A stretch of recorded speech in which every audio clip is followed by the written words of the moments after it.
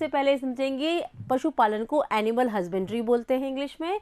पशुधन के प्रबंधन को पशुपालन कहते हैं। जो भी पशु है उनको किस तरह से रखना है, उनका आहार देना है, उनको संभालना है, उनकी रोगों से रक्षा करनी है, यानी उनको किस तरह से व्यवस्थित करना है, इस सभी का अध्ययन हम पशुपालन में करते हैं। इसके अंतर्गत बहुत से कार्य होते हैं, जैसे कि भोजन लेना, प्रजनन, रोगों पर नियंत्रण करना आता है। और इसमें हम कौन कौन से जानवरों का रखते हैं? बकरी, भेड़, मुर्गी, मछली जैसे जानवर इसमें शामिल किए जाते हैं। ठीक है। पशुपालन की आवश्यकता क्यों हुई? तो पशुपालन की आवश्यकता क्यों हुई? क्योंकि जनसंख्या बढ़ रही है। जिस तरह से खाद्य संसाधनों में सुधार की आवश्यकता हुई, उसी तरह से पशुपालन की भी आवश्यकता हुई, क्योंकि जनसंख्या वृद्धि हो रही है। रहन सहन के स्तर में वृद्धि के कारण जानवरों से प्राप्त सामग्री जैसे कि दूध, अंडा, मांस, चमड़ा आदि को पूरा करने के लिए इसकी आवश्यकता हुई। ठीक है। ये सब चीज़ें हमको जानवरों से प्राप्त होती है, पशुओं से प्राप्त होती है। तो इन सब चीज़ों को अधिक मात्रा में और क्वालिटी इनकी अच्छी हो, ये रखने के लिए हमें क्या करना होगा? पशुओं का ठीक से ध्यान रखना होगा। वो तभी संभव है जब हम पशुपालन अच्छे से करें। तो जानवरों को व्यवस्थित तरीके से पालने और उचित प्रबंधन हेतु दिशा निर्देश प्रदान करती है। जो पशुपालन का तरीका है वो बताता है कि किस तरह से जानवरों को उचित प्रकार से पाला जाए, उनको रखा जाए। ये हमको समझाते हैं पशुपालन के अध्याय में। पशु कृषि, कैटल फार्मिंग क्या है? पशुपालन दो उद्देश्यों के लिए किया जाता है। पशुपालन आखिर हम क्यों कर रहे हैं ये हम समझते तो हैं, एक बार देख लेते हैं। एक तो हम दूध के लिए करते हैं और कृषि के कार्य के लिए करते हैं, जैसे कि हल चलाना, सिंचाई करना, बोझा ढोने के लिए भी हम पशुओं का उपयोग करते हैं। तो भारतीय पालतू पशुओं की दो मुख्य स्पीशीज़ है। इनके नाम हमको याद करने हैं, गाय और भैंस। वॉस इंडिकस गाय का वैज्ञानिक नाम है और भैंस का वैज्ञानिक नाम है वॉस बुबेलिस। तो ये नाम भी हमको याद कर लेने हैं। एग्ज़ाम में पूछा जा सकता है कि गाय का वैज्ञानिक नाम क्या है। और भी पशु हैं जो कि हमें दूध देते हैं, लेकिन अभी इस चैप्टर में हम सिर्फ गाय और भैंस के बारे में ही अध्ययन कर रहे हैं। पशुओं के द्वारा किए जाने वाले कार्य के आधार पर इन्हें दो श्रेणियों में बांट सकते हैं कि दूध देने वाले पशु और भार ढोने वाले पशु कौन कौन से हैं। इसमें दूध देने वाली मादाएं आती है, क्योंकि उन्हीं से हमको दूध प्राप्त होता है। और भार ढोने वाले पशु जो खेतों में श्रम का काम करने के लिए उपयोग में किए जाते हैं। जैसे कि भैंस का उपयोग हम करते हैं दूध प्राप्त करने के लिए, और भार ढोने के लिए करते हैं हम बैल का उपयोग करते हैं। ठीक है। पशुओं की नस्लें कौन कौन सी है? भारतीय देशी नस्लें और विदेशी नस्लें, दो तरह की नस्लें हमारे देश के अंदर मौजूद है, जिनसे हम दूध, मांस और उनको काम में लेते हैं खेती के कार्य में। इसमें रोग प्रतिरोधक क्षमता अधिक होती है। जो देशी नस्लें हैं इनकी क्या खास बात है कि ये बीमार जल्दी से नहीं पड़ती है, इनकी रोग प्रतिरोधक क्षमता अधिक होती है, इसलिए इन्हें चुना जाता है। जैसे कि कौन सी नाम है गायों के? रेड सिंधी, सिटीवाल। ये गाय जो है ये बीमार कम पड़ती है। और जो विदेशी नस्लें हैं, जैसे कि हमने नाम सुन रखा है ब्राउन स्विस, और जर्सी का नाम बहुत ज़्यादा कॉमन है कि जर्सी गाय से दूध मिलता है। तो ये इनकी क्या खूबी है कि ये लंबे समय तक दूध देती है। इनका जो दुग्ध स्त्रवण काल है ये लंबा होता है, इसलिए इनका चुनाव किया जाता है। तो एक प्रकार की नस्ल है जो कि बीमार कम पड़ती है, और दूसरी प्रकार की नस्ल है जो कि लंबे समय तक दूध देती है। तो अब हम क्या करते हैं? दोनों नस्लों में संकरण करवा लेते हैं। दोनों नस्लों के संकरण से क्या होता है? जो नई स्पीशीज हमको प्राप्त होती है उसमें दोनों गुण मौजूद होते हैं। उसमें रोग प्रतिरोधक क्षमता भी होती है और वो लंबे समय तक दूध भी देती है। तो इस तरह से रोग प्रतिरोधक क्षमता और लंबा दुग्ध स्त्रवण काल गुण मौजूद होंगे जो नई तरह की स्पीशीज हमको मिलेगी। पशुधन फार्म का प्रबंधन, अब जहाँ पे हम पशुओं को रखते हैं वो फार्म हो गया, उसका प्रबंधन किस तरह किया जाए, उसको किस तरह से मैनेज किया जाए।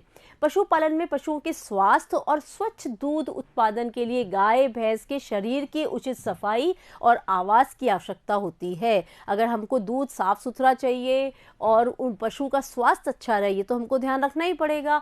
तो उसके लिए हमको क्या करना पड़ेगा कि उस वो जहाँ पे रखे गए हैं वो साफ सुथरा हो और पशु खुद भी साफ सुथरे हो। उचित सफाई व आवास की सुविधा होनी चाहिए। शरीर से झड़े हुए बाल तथा दूध को हटाने टाइम टाइम से हटा लेना चाहिए। अगर उनके शरीर पे धूल होगी तो वो धूल कहाँ पे गिरेगी, दूध में गिर जाएगी, और उसके शरीर के ऊपर जो एक्स्ट्रा बाल होंगे जो कि झड़ चुके होंगे तो वो भी दूध के अंदर गिर सकते हैं, तो उनकी हमको सफाई करते रहना होगा। छतदार और रोशनदान युक्त आवास होना चाहिए, जहाँ पे छत भी होनी चाहिए जिससे कि उनकी गर्मी से, तेज गर्मी से, बरसात से उनकी बचाव हो सके, और रोशनदान होना चाहिए, हवा की आवाजाही अच्छी होनी चाहिए।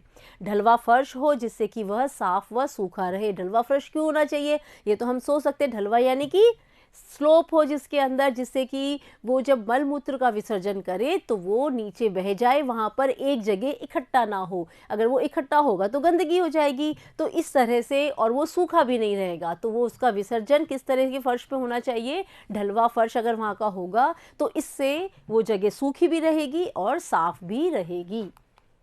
पशुओं का आवश्यक आहार, पशुओं का आहार कैसा होना चाहिए। दूध देने वाले पशुओं को दो कारण से आहार की आवश्यकता होती है। एक तो रख रखाव हेतु जिससे जानवरों का जीवन स्वस्थ हो सके, और दुग्ध उत्पादन हेतु। पशुओं को आहार विभिन्न प्रकार का होता है। अगर पशुओं को आहार जिस तरह का देंगे उसी क्वालिटी का दूध हमको वो उपलब्ध करवाएंगी। तो उनका आहार में हमको ध्यान रखना होता है कि कौन सा ऐसा आहार दें जिससे कि वो अच्छी क्वालिटी का दुग्ध उत्पादन कर सके।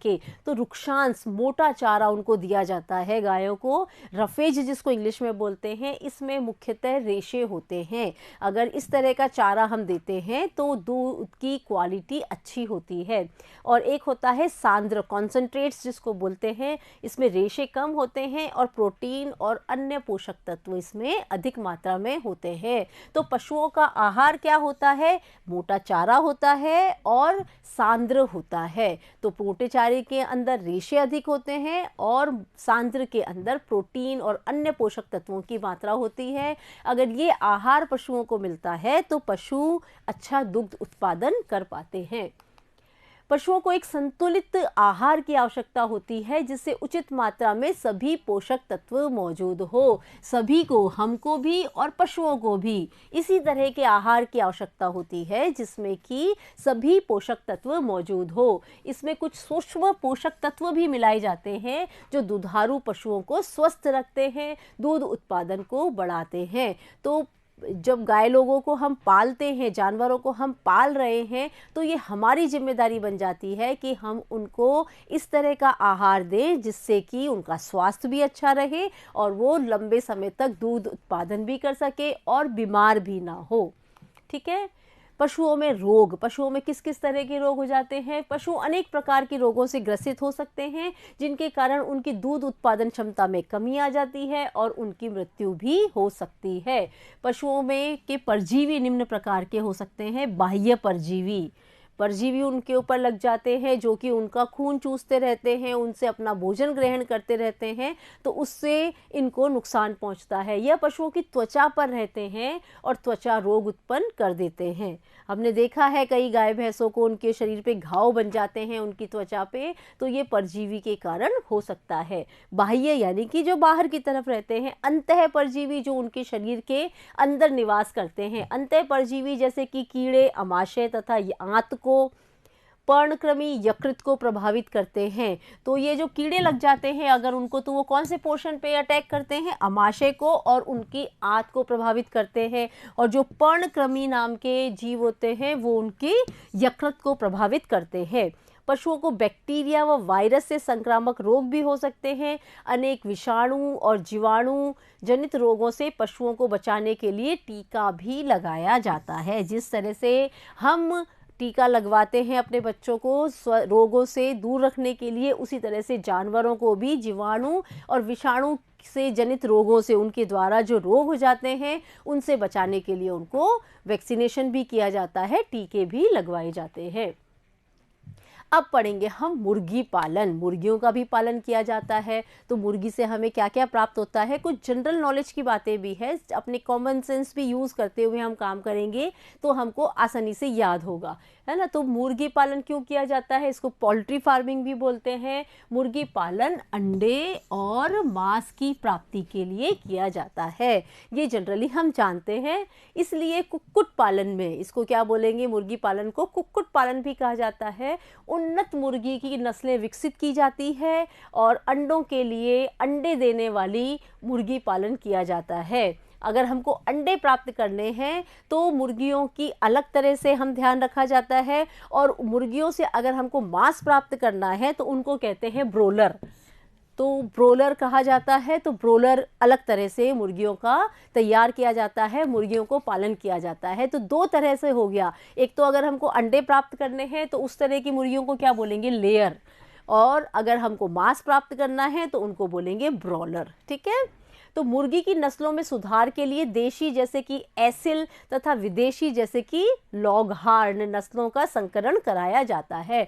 अब देखिए ये नए तरह के शब्द आते हैं, ये इनके नाम है। देशी मुर्गी का नाम हो गया एसिल और विदेशी मुर्गी का नाम हो गया लॉगहार्न। तो ये जो नए शब्द आते हैं इन्हें हमें याद कब होंगे, जब हम इनको एक बार लिख लेंगे, अपने हाथों से लिख लेंगे और दो चार बार हम उसका उच्चारण कर लेंगे, तो वो नाम हमारे मानस पटल पर थोड़े से रह जाते हैं कुछ समय के लिए। जब हम एक दो बार उनको रिवाइज कर लेते हैं तो फिर वो हमें याद रह जाते हैं हमेशा के लिए। तो जब भी कोई नए नाम आते हैं विज्ञान में या किसी और विषय में भी, जब भी कोई नए शब्द या नए नाम आते हैं तो उनको याद रखने का तरीका क्या होता है कि उनको आप एक बार लिख लें अपने हाथों से और 4-5 बार उसका उच्चारण कर लें, तो वो शब्द हमको, वो नाम हमको याद रह जाते हैं। और जितने नए शब्द, जितने नाम हम याद करेंगे उतनी हमारी शब्दावली बढ़ेगी, हमारा नॉलेज बढ़ेगा, ठीक है।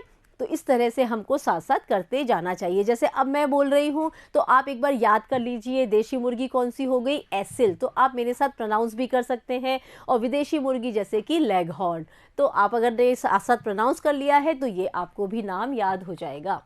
संकरण के द्वारा निम्न वांछित विशेषताओं को विकसित करने पर ध्यान दिया जाता है। जब हम कोई चीज़ प्राप्त करने के लिए उनका पालन कर रहे हैं, मुर्गियों से अंडे प्राप्त करने के लिए उनका पालन कर रहे हैं या फिर मांस प्राप्त करने के लिए पालन कर रहे हैं, तो हम चाहेंगे कि उनमें अच्छी से अच्छी क्वालिटी का हमको चीज़ उपलब्ध हो जाए, चाहे वो अंडा हो चाहे वो मांस हो। तो हम क्या करेंगे, संकरण के द्वारा उनसे अधिक से अधिक लाभ प्राप्त करने की कोशिश करेंगे। तो हम क्या करेंगे, उसमें चूज़ों की संख्या और गुणवत्ता, चूज़ों की संख्या बढ़े, उनका गुण बढ़े। छोटे कद के ब्रॉयलर माता पिता द्वारा चूज़ों के व्यावसायिक उत्पादन हेतु उनकी, इसको जरा करेक्ट कर लेंगे, ये हेतु इस पर ध्यान देंगे। और गर्मी अनुकूलन क्षमता, उच्च तापमान को सहन करने की क्षमता, संकरण में हम ये कोशिश करेंगे कि ये वाले गुण मौजूद हो। जो नई पीढ़ी, हम नई नस्ल हमको प्राप्त होगी, उस नई नस्ल में हम चाहेंगे कि ये गुण उनके अंदर मौजूद हो। देखभाल में कम खर्च की आवश्यकता पड़े, इस तरह की नस्ल विकसित होनी चाहिए। अंडे देने वाले तथा ऐसी क्षमता वाले पक्षी जो कृषि के उपोत्पादक यानी कि एग्रीकल्चर बाई प्रोडक्ट्स से प्राप्त सस्ते रेशेदार आहार का उपभोग कर सकें। यानी कि जो पशु हमको प्राप्त हो रहा है संकरण के द्वारा, वो उनके बाय प्रोडक्ट, जो एग्रीकल्चर बाय प्रोडक्ट निकलते हैं, खेती से जो मेन उत्पाद आ रहा है उसके अलावा जो उत्पाद हमको प्राप्त हो रहे हैं वो बाय प्रोडक्ट कहलाएंगे। हिंदी में उसको क्या बोलेंगे, उपोत्पाद कहलाएगा। तो वो खा ले और अच्छा हमको वो दे सके, मांस या दूध दे सके। अब कुछ प्रश्न है किताब के अंदर, पशुओं की नस्ल सुधार के लिए प्राय कौन सी विधि का उपयोग किया जाता है एवं क्यों। तो नस्ल सुधार के लिए कौन सी विधि का उपयोग किया जाता है, संकरण विधि का उपयोग किया जाता है। क्यों किया जाता है, जिससे कि उनमें हम जो ऐच्छिक गुण जो हम चाह रहे हैं उनको क्या बोलेंगे, ऐच्छिक गुण या वांछित गुण उनके अंदर आ सके। तो पशुओं में नस्ल सुधार के लिए संकरण विधि का प्रयोग किया जाता है। संकरण विधि का मतलब क्या हुआ, दो अलग अलग नस्लों की जानवर होते हैं, अलग अलग नस्ल के जानवरों में क्रॉस जब कराया जाता है तो वो कहलाती है संकरण विधि कहलाती है। इस विधि में अलग अलग नस्लों के अच्छे गुणों का एक ही नस्ल में समावेश कर दिया जाता है, जिसे संकर नस्ल कहते हैं। फिर वो जो नई स्पीशीज बनेगी उसको हम क्या बोलेंगे? संकर नस्ल, हाइब्रिड होगी वो नस्ल, और ये संकरण विधि से हमको प्राप्त होगी। जैसे कि विदेशी नस्ल की गाय का दुग्ध स्त्रवण का लंबा होता है और देशी नस्ल की गाय का अधिक रोग प्रतिरोधक क्षमता होती है। ये बात हमने अभी समझी थी, इनको ही हमको लिख देना है। तो दोनों के संकरण से बड़ी संकर नस्ल में दोनों नस्लों के गुण पाए जाते हैं। इसके लिए संकरण के अलावा कृत्रिम वीर्य सेचन, आर्टिफिशियल इंसेमिनेशन भी कराया जाता है। यानी कि दो विधियां हो गई, एक तो संकरण विधि हो गई और दूसरी हो गई आर्टिफिशियल इंसेमिनेशन, यानी कि कृत्रिम वीर्य सेचन द्वारा भी हम नई नस्ल को प्राप्त कर सकते हैं। ठीक है, और क्यों करा रहे हैं? जिससे कि वापस से समझते हैं, जिससे कि अच्छे गुणों का एक ही नस्ल में समावेश हो सके। फिर है निम्नलिखित कथन की विवेचना कीजिए। यह रुचिकर है कि भारत में कुक्कुट अल्प रेशे के खाद्य पदार्थों को उच्च पोषकता वाले पशु प्रोटीन आहार में परिवर्तन करने में सबसे अधिक सक्षम है। अल्प रेशे के खाद्य पदार्थ मनुष्य के लिए उपयुक्त नहीं होते। अल्प रेशे के खाद्य पदार्थ जो होते हैं वो मनुष्यों के लिए उपयुक्त नहीं हैं और खाद्य पदार्थों को उच्च पोषकता वाले पशु प्रोटीन आहार में परिवर्तन करने में सबसे अधिक सक्षम होते हैं। ठीक है, तो ये हमको इसको विवेचना करनी है, इसको थोड़ा सा एलाबोरेट करना है। कुक्कुट पालन अंडे और मांस प्राप्ति के लिए किया जाता है। कुक्कुट कृषि उत्पादों से प्राप्त रेशेदार पदार्थों का भोजन के रूप में उपयोग करते हैं। मुर्गियां क्या करती है? जो रेशेदार पदार्थों का भोजन के रूप में उपयोग करते हैं एवं उसे प्रोटीन आहार में परिवर्तित करते हैं। अर्थात अंडे और मांस में रेशे नहीं पाए जाते, जबकि हमारे भोजन में रेशेदार आहार भी होना चाहिए। रुक्षांश भोजन के पाचन में सहायक है, इसके कारण भोजन आहार नाल से चिपकता नहीं है। जो मोटे रेशे वाला आहार होता है उसको क्या बोलते हैं? रुक्षांश। उसको खाने से वो आहार नाल में चिपकता नहीं है, तो उसको खाना चाहिए। अंडों और ब्रोलर का उत्पादन। अंडे हमने देख लिए थे कि मुर्गियों को दो चीज़ों के लिए पालन किया जाता है। एक तो अंडे प्राप्त करने के लिए, दूसरा मांस प्राप्त करने के लिए। उनको ब्रोलर कहा जाता है। ब्रोलर चूजों को अच्छी वृद्धि दर तथा अच्छी आहार दक्षता के लिए विटामिन से प्रचुर आहार मिलते हैं। उनकी मृत्यु दर कम रखने और उनके पंख और मांस की गुणवत्ता बढ़ाए रखने के लिए सावधानी बरती जाती है। जब ब्रोलर का हम कर रहे हैं, ब्रोलर के लिए हम मुर्गी का पालन कर रहे हैं, तो हम क्या ध्यान रखेंगे? उनके पंख, उनकी मांस के गुण बने रहने चाहिए, उनमें किसी तरह की कोई खामी नहीं होनी चाहिए, क्योंकि हम उनका पालन ही इसीलिए कर रहे हैं। उन्हें ब्रोलर के रूप में उत्पादित किया जाता है तथा मांस के प्रयोजन के लिए विपणन भी किया जाता है। ब्रोलर के आहार में प्रोटीन तथा वसा प्रचुर मात्रा में होता है। उसमें क्या होना चाहिए? ज़्यादा प्रोटीन। वो जैसा आहार लेंगे वैसा ही उनका मांस तैयार होगा। कुक्कुट आहार में विटामिन ए और विटामिन के की मात्रा भी अधिक रखी जाती है। जो मुर्गियों का पालन किया जाता है उनका आहार कैसा होता है? कौन सा विटामिन अधिक मात्रा में पाया जाता है? याद भी करते जाइए साथ साथ। विटामिन ए और विटामिन के उनमें अधिक पाया जाता है। तो जो व्यक्ति मुर्गी का मांस खाता है, उसका सेवन करता है, तो उसके भी विटामिन ए और विटामिन के की कमी नहीं रहेगी। उनको भी इस मांस के माध्यम से प्रचुर मात्रा में विटामिन ए और विटामिन के मिलता रहेगा। आवास का रखरखाव। जहाँ पे मुर्गियों को पाला जाता है वो जगह कैसी होनी चाहिए? मुर्गी पालन में अच्छा उत्पादन प्राप्त करने के लिए निम्न अच्छी प्रबंधन प्रणालियाँ बहुत आवश्यक है। आवास में उचित ताप और स्वच्छता का निर्धारण करके कुक्कुट आहार की गुणवत्ता को बनाए रखा जाता है। ठीक है, आवास कैसा होना चाहिए? साफ सुथरा होना चाहिए और जहाँ पे तापमान भी उचित हो, मतलब ज़्यादा गर्मी भी नहीं होती हो और ज़्यादा ठंड भी नहीं होती हो। रोगों तथा पीड़कों पर नियंत्रण और उनसे बचाव करना भी इसमें शामिल है। वहाँ पे उनको किसी प्रकार का रोग ना हो और कीड़े मकोड़े जो उनके ऊपर लग जाते हो वो भी हमको ध्यान रखना है कि वो उनसे पीड़ित ना हो जाए। ब्रोलर की आवास, पोषण और पर्यावरणीय आवश्यकताएं अंडे देने वाले कुक्कुटों से कुछ भिन्न होती है। ब्रोलर जहाँ पे रखे जाते हैं वो थोड़े से डिफरेंट होते हैं। किससे डिफरेंट होते हैं? जो अंडे देने वाली मुर्गियाँ होती हैं उनसे उनका रख रखाव थोड़ा डिफरेंट होता है। मुर्गियों के रोग और उनसे बचाव, कौन किस तरह के रोग हो जाते हैं, कौन कौन उनको रोगग्रस्त बना देता है? जीवाणु, विषाणु, कवक, परजीवी, और एक अलग कारण होता है पोषणहीनता, यानी कि उनको भोजन नहीं मिल रहा है, प्रॉपर उचित संतुलित आहार उनको नहीं मिल रहा है, तो भी वो बीमार पड़ जाते हैं, उनमें कई प्रकार के रोग हो जाते हैं। अतः सफाई और स्वच्छता का विशेष ध्यान रखना चाहिए। इसके लिए नियमित रूप से रोगाणुनाशी पदार्थों का छिड़काव आवश्यक है। तो एक काम हम क्या करेंगे, वहाँ पर जहाँ पर उनको रखा जा रहा है वहाँ पे रोगाणुनाशी पदार्थों का छिड़काव करते रहेंगे। मुर्गियों को संक्रामक रोगों से बचाने के लिए टीका लगवाना चाहिए, जिससे महामारी से ये ग्रसित ना हो। इन सावधानियों को बरतने से रोगों के फैलने की दशा में कुक्कुट को न्यूनतम हानि होती है। तो इस तरह से हम कुक्कुट को बचा सकते हैं रोगों से ग्रस्त होने के लिए। पशुपालन एवं कुक्कुट पालन के प्रबंधन प्रणाली में क्या समानता है? दोनों में क्या समानता है, पशुपालन में और कुक्कुट पालन में? तो हम ये सोच के दे सकते हैं जवाब। अभी आपने इतना सुना होगा तो आपको समझ में आएगा कि पशुपालन और कुक्कुट पालन में, या फिर किसी भी जानवर को अगर हम पाल रहे हैं, तो सबसे इम्पोर्टेंट क्या आ जाता है? साफ सफाई होनी चाहिए, उनमें तापमान, पानी, इसकी व्यवस्था अच्छी तरह से होनी चाहिए, और गंदगी नहीं होनी चाहिए जिससे कि उनको किसी तरह का रोग ना हो सके। ये एक कॉमन बात है जो किसी में भी होगी, है ना। तो एक बार देख लेते हैं इसमें क्या है। पशुओं और कुक्कुटों के पालन में निम्नलिखित आवश्यकताएं समान है।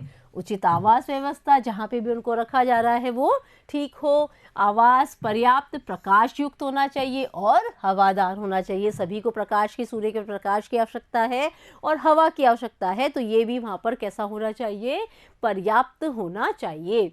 उचित पोषण व्यवस्था, सभी को भोजन की आवश्यकता है, आहार की आवश्यकता है, तो पोषण भी उनका उचित तरह से होना चाहिए। समय पर टीकाकरण करवा लेना चाहिए जिससे कि उनको बीमारियां ना हो। संकर नस्लों का उपयोग करना चाहिए, दोनों में ही है कि जिनसे अच्छी अच्छी चीज़ें प्राप्त हो रही है जिन नस्लों से, उनका आपस में संकरण करा के अच्छी नस्ल का उपयोग कर सकते हैं। सफाई और शारीरिक स्वच्छता पर विशेष ध्यान देना चाहिए। तो दोनों में इस तरह की चीज़ें होती है, तो इनके पालन में ये एक जैसी बातें हैं।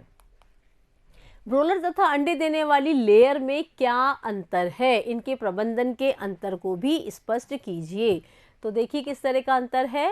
अधिक अंडे उत्पादन के लिए पाली गई मुर्गियों को लेयर, और अधिक मांस उत्पादन के लिए पाले गए मुर्गे मुर्गी ब्रोलर कहलाते हैं। तो ये दो शब्द आ गए, ब्रोलर और लेयर। ये आप याद करेंगे, ये नए शब्द आ गए। लेयर क्या है?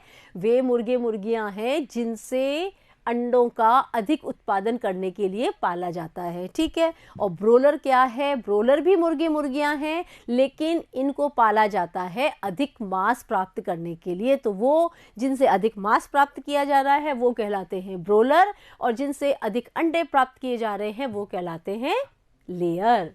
तो कुक्कुट आहार में कीड़े मकोड़े, अनाज, सब्जियों के अपशिष्ट एवं चूने के कंकड़ आदि होते हैं। ब्रोलर के आहार में प्रोटीन एवं वसा की प्रचुर मात्रा होती है जिससे अधिक मांस उत्पादन हो सके।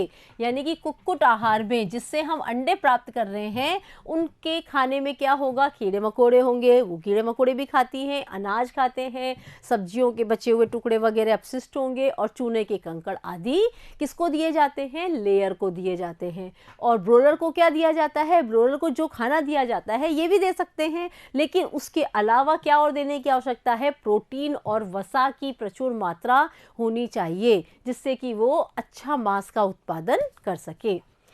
कुक्कुट आवास साफ, प्रकाशयुक्त एवं हवादार होना चाहिए। इनका ताप उपयुक्त होना चाहिए। समय समय पर रोगाणुनाशक पदार्थों का छिड़काव होना चाहिए। रोगों से बचाने के लिए उनको टीके लगवाने चाहिए। तो ये वाला हो गया। अब है अगला मत्स्य उत्पादन। मत्स्य उत्पादन यानी कि मछली उत्पादन, जिसको कहते हैं फिश प्रोडक्शन, क्योंकि बहुत लोग मछली का भी ग्रहण करते हैं, मछलियों का सेवन करते हैं भोजन के रूप में, तो उसकी भी जनसंख्या वृद्धि के साथ मांग बढ़ती चली गई है। तो मछलियों को किस तरह से हम पाल सकते हैं, तो उसके तरीके हम यहाँ पर समझेंगे।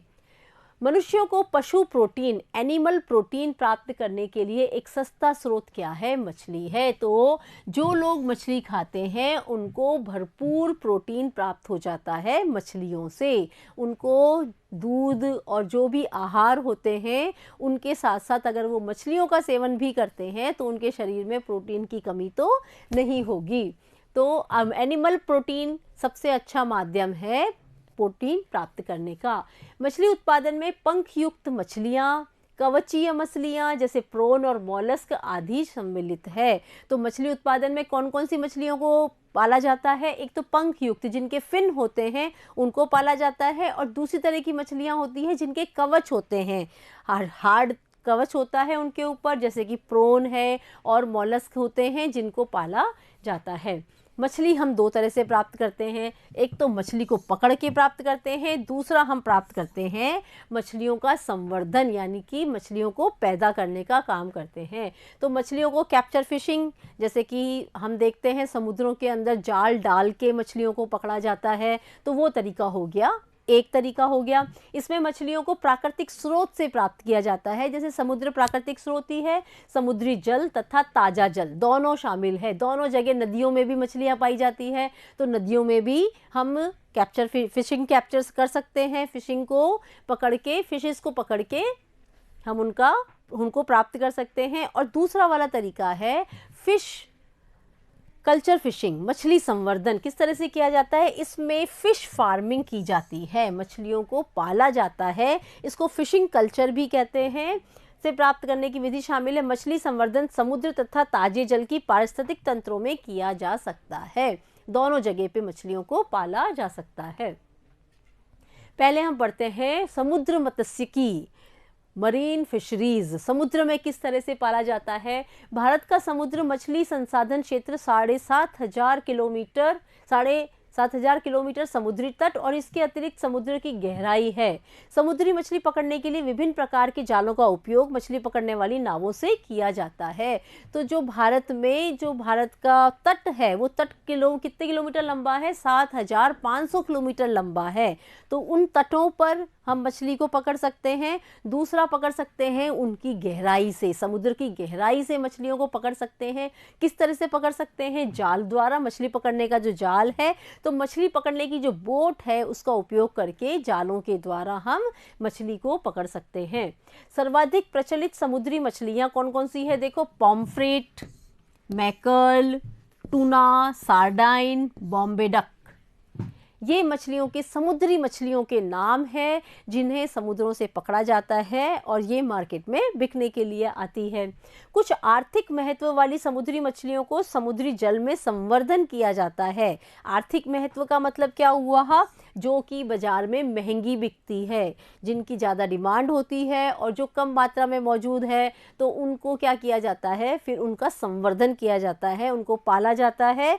तो उसमें कौन कौन सी मछलियाँ होती है? देखो, पंख युक्त मछलियाँ होती है, मलेट, भेटकी और पर्ल स्पॉट, ये नाम की मछलियाँ होती है जो कि महंगी बाजार में बिकती है, आर्थिक महत्व वाली हो गई, और इनको पाला जाता है। कवचीय मछलियाँ कौन सी होती है? प्रोन, झींगा जिसको बोलते हैं, मसल, ऑयस्टर और समुद्री खरपतवार। ऑयस्टर का संवर्धन मोतियों को प्राप्त करने के लिए भी किया जाता है। जो ऑयस्टर है वो सफ़ेद मोती उससे प्राप्त होता है, तो इसको हम मछली खाने के अलावा मोतियाँ प्राप्त करने के लिए भी इनका संवर्धन किया जाता है। सैटेलाइट तथा प्रतिध्वनि गंभीरता मापी इको साउंडर से खुले समुद्र में मछलियों के बड़े समूह का पता लगाया जाता है। इको साउंडर से पता लगा लेते हैं कि भाई जहाँ पे मछलियों की संख्या ज़्यादा है वहाँ पर ही जाल फेंको और ज़्यादा मछलियाँ प्राप्त कर लो, तथा इन सूचनाओं का उपयोग करके मछली का उत्पादन को बढ़ाया जा सकता है। भविष्य में समुद्री मछलियों का भंडार कम होने की अवस्था में इन मछलियों की पूर्ति संवर्धन के द्वारा हो सकती है। इस प्रणाली को समुद्री संवर्धन मैरीकल्चर कहते हैं। अगर मछलियों की कमी पड़ती जाए तो समुद्र के अंदर भी उनका संवर्धन किया जा सकता है, जिसे हम क्या कहेंगे? मैरीकल्चर कहेंगे, समुद्री संवर्धन कहेंगे। फिर है अंतःस्थली मत्स्यिकी, इनलैंड फिशरीज, हम जमीन के ऊपर किस तरह से मछली का उत्पादन कर सकते हैं। इसमें ताजा जल और खारे जल की मत्स्यिकी शामिल है। ताजे जल में भी कर सकते हैं और खारे जल यानी कि समुद्र के पानी में भी कर सकते हैं। ताजे जल के स्रोत नाले, तालाब, पोखर, नदियाँ इनमें है, तो कोई भी तालाब बना के वहाँ पे हम मछलियों को पैदा करने का कार्य कर सकते हैं। और खारे जल के संसाधन जहाँ समुद्री जल और ताज़ा जल मिश्रित होते हैं, जैसे कि नदी मुख, एस्चुरीज पर, लेगून, यहाँ पे क्या कर सकते हैं, हम मछली का संवर्धन कर सकते हैं। जब मछलियों का प्रग्रहण अंतःस्थली वाले स्रोतों पर किया जाता है तो उत्पादन अधिक नहीं होता। इन स्रोतों से अधिकांश मछली उत्पादन जल संवर्धन द्वारा ही होता है। जितना अधिक मात्रा में जल होगा तो मछलियों का उत्पादन भी उस पर ही निर्भर करता है। इस तरह के अंतःस्थली जल द्वारा मछलियों का उत्पादन अधिक नहीं हो पाता है, तो मछली संवर्धन कभी कभी धान की फसल के साथ भी किया जाता है, क्योंकि धान की फसल में बहुत सारा पानी होता है, तो वहाँ पर भी मछली का संवर्धन किया जाता है। अधिक मछली संवर्धन मिश्रित मछली संवर्धन तंत्र से किया जा सकता है। मिश्रित मछली संवर्धन से मतलब जहाँ पर कि ठंडा ताज़ा पानी और खारा पानी दोनों हो, वहाँ पर अधिक मछली संवर्धन किया जा सकता है। मिश्रित मछली तंत्र क्या है? कंपोजिट फिश कल्चर क्या है? ऐसे तंत्र एक ही तालाब में 5 या 6 मछलियों की ऐसी स्पीशीज का प्रयोग किया जाता है जिनके आहार के लिए प्रतिस्पर्धा ना हो और या फिर उनके आहार भिन्न भिन्न हो। यानी कि हम जहाँ पे मछलियों को पाल रहे हैं तो छांट के इस तरह की मछलियाँ ली जाती है, 5 या 6 प्रकार की मछलियाँ ली जाती है जो कि अलग अलग तरह का आहार लेना पसंद करती हो। जैसे कि इससे का फायदा क्या होगा, पहले पर ये देख लेते हैं। इसके परिणाम स्वरूप तालाब के प्रत्येक भाग में उपलब्ध आहार का प्रयोग हो जाएगा। हर जगह जो हम आहार डाल देंगे बिखेर के, क्योंकि एक एक मछली के मुंह में तो हम खाना दे नहीं सकते, लेकिन हम बिखेर देंगे आहार तो सब जगह का वो आहार का उपयोग हो जाएगा और मछली के उत्पादन में भी वृद्धि होगी। इसके लाभ क्या होंगे, देखिए इस प्रक्रिया में देशी और आयाती दोनों प्रकार की मछलियों का उपयोग किया जाता है।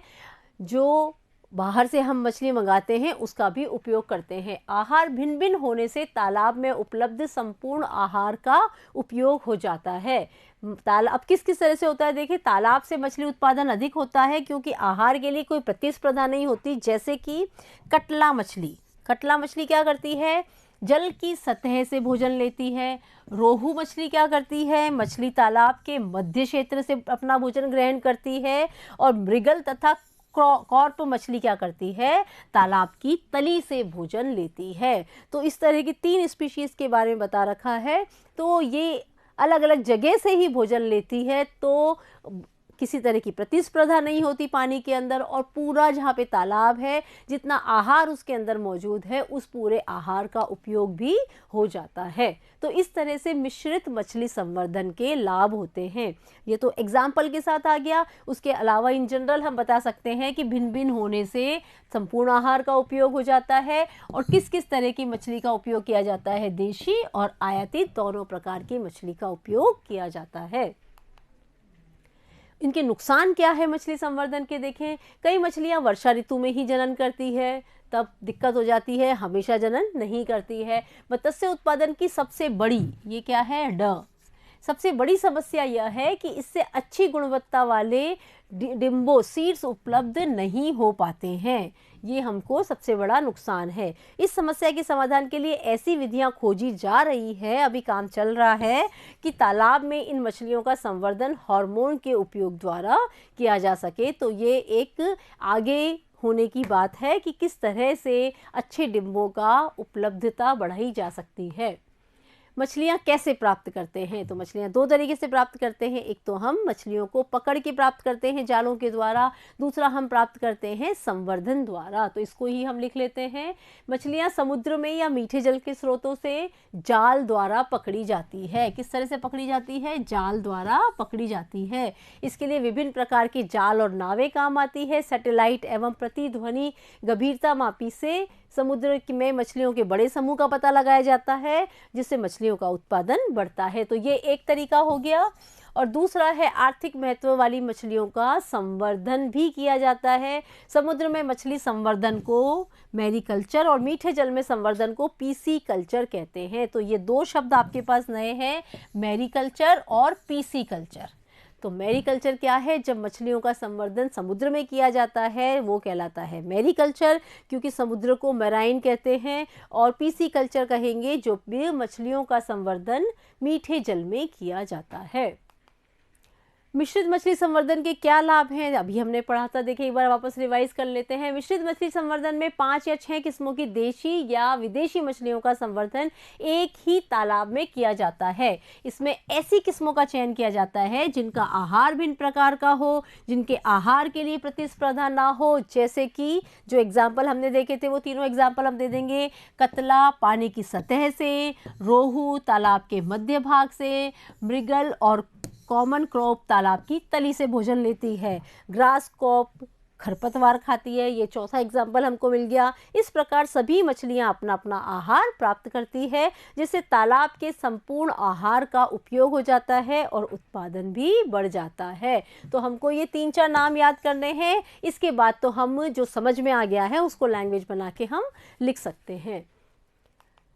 अब है मधुमक्खी पालन। मधुमक्खी हम जानते हैं और आजकल इसका पालन बढ़ता जा रहा है, क्योंकि इससे हमें क्या मिलता है? मुख्यतः इससे हमको शहद मिलता है। तो शहद की जब खपत बढ़ती जा रही है तो इसका उत्पादन भी हमको करना पड़ेगा, इनको पालना पड़ेगा। तो मधुमक्खियों का पालन इसलिए किया जाता है। मधु या शहद क्या बोलते हैं इसको? मधु भी कहा जाता है, हनी इंग्लिश में बोलते हैं। सर्वत्र उपयोग होता है, इसलिए मधुमक्खी का पालन का उद्यम एक कृषि उद्योग बन गया है। पहले तो जहाँ पे मधुमक्खी के छत्ते लगते थे वहाँ से ले लिया करते थे, लेकिन जैसे जैसे शहद की, मधु की मांग बढ़ती चली गई तो इसका क्या करने लग गए? कृषि करने लग गए। ये भी एक कृषि उद्योग जैसे डेवलप हो गया।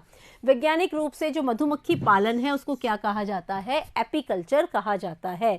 मधुमक्खियों से मधु और मोम भी इससे प्राप्त होता है। मधुमक्खी फॉर्म बनाए जाते हैं, क्या कर इनको शहद प्राप्त करने के लिए, और दूसरी एक चीज प्राप्त होती है मधुमक्खियों से, मोम।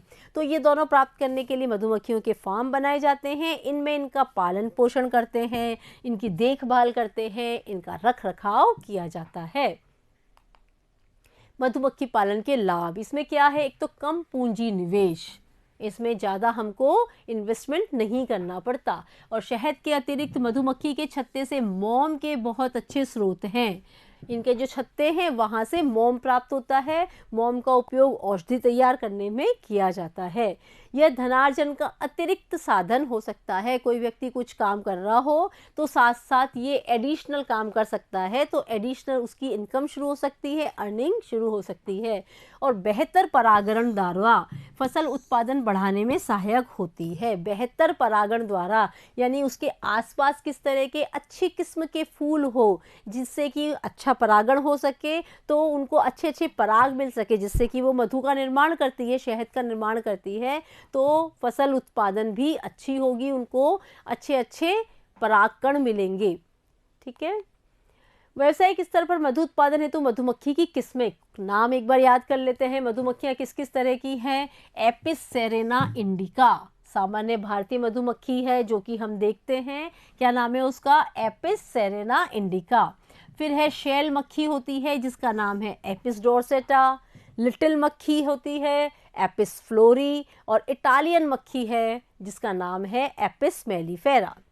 उपयुक्त मधुमक्खी की जातियों में एपिस मेलिफेरा, ये जो इटालियन मक्खी है, का प्रयोग मधु के उत्पादन को बढ़ाने में किया जाता है। सबसे ज़्यादा मधुमक्खी की जहाँ पे कृषि की जाती है वहाँ पे इस मधुमक्खी का उपयोग किया जाता है, एपिस मेलिफेरा। तो हमको ये नाम तो याद कर ही लेना है, एपिस मेलिफेरा। व्यावसायिक मधु उत्पादन में यह मक्खी मुख्य है।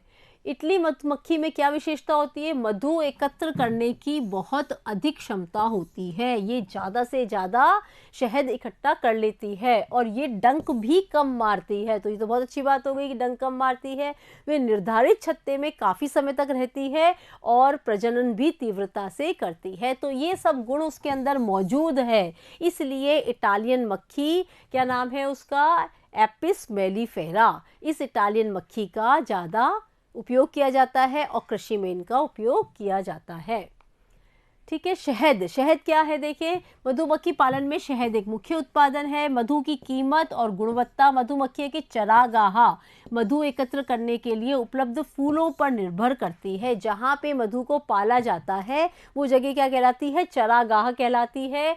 और वो कैसा होगा, वो शहद कैसा होगा, उसकी क्वालिटी कैसी होगी, ये किस पे निर्भर करता है, वहाँ पे उपलब्ध फूलों पर निर्भर करता है। चरागाह की पर्याप्त उपलब्धता के अतिरिक्त फूलों की किस्में मधु के स्वाद को निर्धारित करती है। उसका स्वाद भी कहीं थोड़ा कम मीठा या ज़्यादा मीठा हो जाता है, तो it depends on flowers available in that portion. तो उपलब्धता के आधार पर फूलों की किस्में मधु के स्वाद को निर्धारित करती है। प्रश्न दे रखे हैं किताब में, मधु उत्पादन के लिए मधुमक्खी के कौन से ऐच्छिक गुण होने चाहिए। तो ये हमने पढ़ा जो कि इटालियन मक्खी में मौजूद है, तो उसको हम थोड़ा सा रिवर्स करके लिख लेंगे कि मधुमक्खी में कौन कौन से गुण होने चाहिए जिससे कि हमको अधिक से मधु उत्पादन अच्छी मात्रा में मिल सके। मधु उत्पादन के लिए निम्नलिखित गुण होने चाहिए। मधु एकत्रित करने की क्षमता अधिक होनी चाहिए, इनका छत्ता बड़ा होना चाहिए और ये एक ही छत्ते में अधिक समय तक रुके, ये कम डंक मारती हो, इनमें प्रजनन भी अधिक तेजी से होता हो। तो ये सभी गुण किसमें मौजूद हैं, इन सभी गुणों के लिए एपिस मेलिफेरा का उपयोग किया जाता है और इनका पालन किया जाता है। तो मधुमक्खियों में ये गुण मौजूद होने चाहिए। चरागाह क्या है, ये मधु उत्पादन से कैसे संबंधित है। चरागाह क्या है, वह वनस्पति क्षेत्र जहाँ से मधुमक्खियाँ मकरंद एवं पराग एकत्रित करती है। मधु किस तरह से बनता है, शहद किस तरह से बनता है, जो फूलों से मकरंद प्राप्त होता है, जो पराग कण प्राप्त होते हैं, उसको उपयोग करते हुए शहद का निर्माण करती है। तो जहाँ से मधुमक्खियाँ ये प्राप्त कर रही है वो जगह कहलाती है चरागाह कहलाता है। शहद की गुणवत्ता एवं स्वाद चरागाह में मधुमक्खियों के लिए उपलब्ध फूलों की किस्मों पर निर्भर करता है। किस किस तरह के फूल वहाँ पे मौजूद हैं, उन फूलों का मकरंद और परागकण कैसे हैं, वो उस पर डिपेंड करता है कि जो शहद वो मधुमक्खियाँ तैयार कर रही है वो शहद कैसा होगा। कश्मीर का बादामी शहद स्वाद में उत्तम होता है। मधुमक्खियाँ चरागाह में विभिन्न किस्मों के पौधों और फूलों से मकरंद पराग ग्रहण करती हैं एवं शहद बनाती हैं। तो इस तरह से मधुमक्खियाँ शहद तैयार करती है। तो हमने ये चैप्टर पढ़ा खाद्य संसाधनों में सुधार। इसी के साथ हमारा ये चैप्टर ख़त्म होता है। देखते रहिए। Thank you.